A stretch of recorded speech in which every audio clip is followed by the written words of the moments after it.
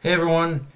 Okay, so this episode is rather intriguing to talk about for me, honestly, because right out of the gate, I think the obvious downside you could probably make about this episode is that at least like 30 to 40% of this episode is pretty much recap and it's recap. That's pretty much what it is. But I think I think it's a very stylistic, but the way they did it is a very stylistic way of showing recap because obviously, a lot of the recap in this episode is being told as a kind of play, like that's pretty much detailing the events that pretty much happened on Onigashima and whatnot. And honestly, like I think this is where the anime strengths of having like voice acting, music, all that really shine in this moment because well, just because these events are being told as a play, and the playwright himself, whoever they got to voice that playwright, that narrator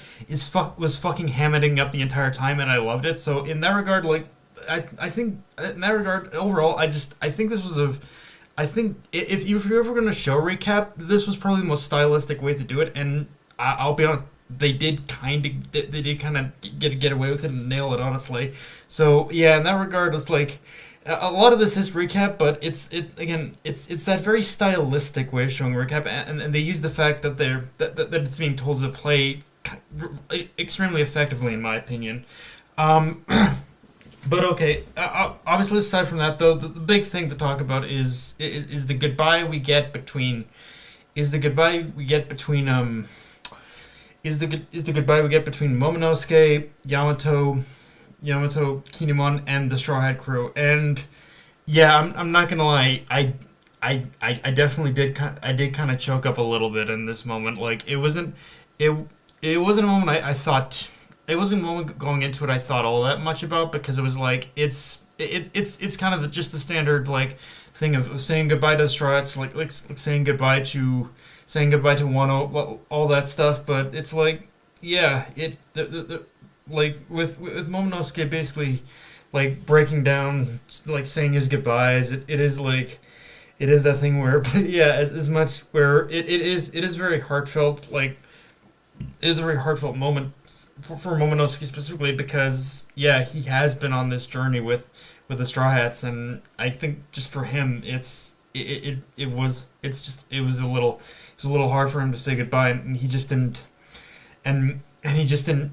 I like how it's kind of that thing where he just doesn't know how to process the whole idea of saying goodbye to them. Like he's been with them for so long that he did form a genuine connection with them. And obviously that in itself also leads to the big moment where Luffy pretty much claims his first territory as a Yonko, which is Wano. He basically he throws the Straw Hat flag like pretty much down to Momonosuke and says, like, hey, Prince Wano is my territory now. I'm claiming it in Kaido's stead, and it's like if anything ever happens to this place, I'll meet me and my crew are gonna come a calling. So it's like, yeah, it is the official it is the official nail in the coffin, so to speak. That it is the official nail in hammering that final nail home. That yeah, Luffy is a Yonko, and he's taking that position, he's taking making use of that position by saying, "Hey, Wano, it's basically it's under my protection now. It's under the Straw Hats flag protection. If anything happens, I'll come a calling." And yeah, I'm not gonna lie, this is it's gonna be, I, I'll be interested to see. This is one of those things that's I'll be interested to see where it goes, because I'm still even though I wonder if this I might be overthinking it a bit, but I do wonder if this is somehow connected to the to basically from the moment that the moment all the way back in Fishman Island where it was predicted that Luffy would destroy Fishman Island. Like I wonder if this is like the start of that in some way. Like the fact that we learn that Wano is basically Pluton. It kind of connects a little bit too well for me not to say that they might be connected in some way, but even then it's like yes, it's with, but it is kind of it's just a really nice, it's a really nice scene. And I'm not gonna lie, I liked how I liked how it was just, even though the goodbye itself was very dragged out.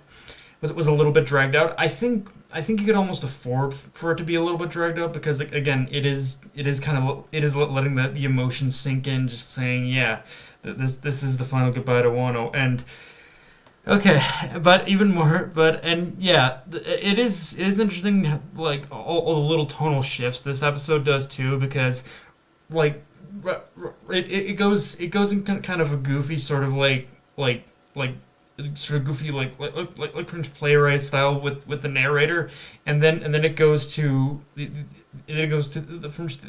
whole emotional goodbye with Momonosuke and Yamato and all that.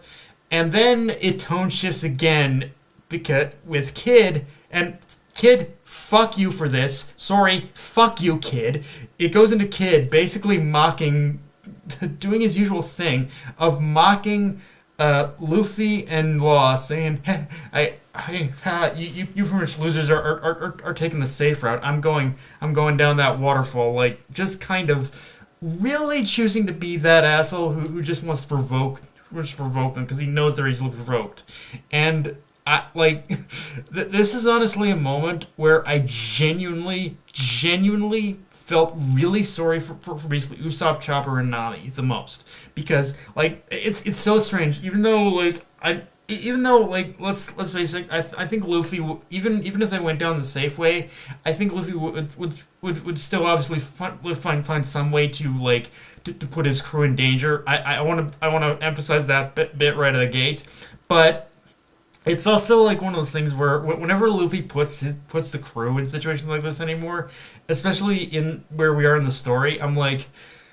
I just feel so bad for the crew. I feel so bad for Usopp. I feel so bad for Chopper. I feel so bad for Romy. Like the ones who want to take that safer path, who say, Luffy, please, can we please take that safer path? I'm like, yeah, Luffy, take that safer path, dumbass, please. Just once in your life, take that safer path. And it's like, yeah, again, obviously, he would have, even if they went the safer path, he still would have found a way to put them in danger. Let's be real about that. But it's like, this is the one time where I'm like, Luffy, please, just listen to what the others are saying. Take that safer path. Don't let yourself be provoked by Kid in this situation. And yeah, he let himself be provoked by Kid. So yeah, it's like just that shit in itself is absolutely hilarious. It just, all that shit was absolutely hilarious, and like, yeah, but yeah. Aside from that, obviously, next episode is the start of Egghead Island at long last, and yeah, I'm not gonna lie. Like again, I said this before. I'll say it again. Egghead is going to be very interesting to see how this is adapted in the anime. Honestly,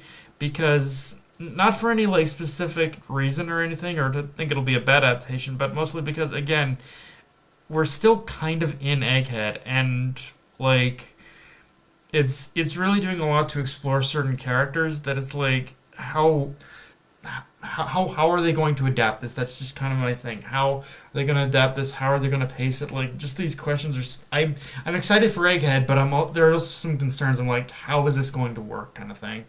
But yeah, guys, that's pretty much all I got for this review. If you enjoyed the video, like, comment, subscribe. From me on Twitter, Analyst Crunchyroll. Be sure to notification bell, hit the subscribe button, and just share the video around, guys. Dark Knight of Night signing off. Later, everyone.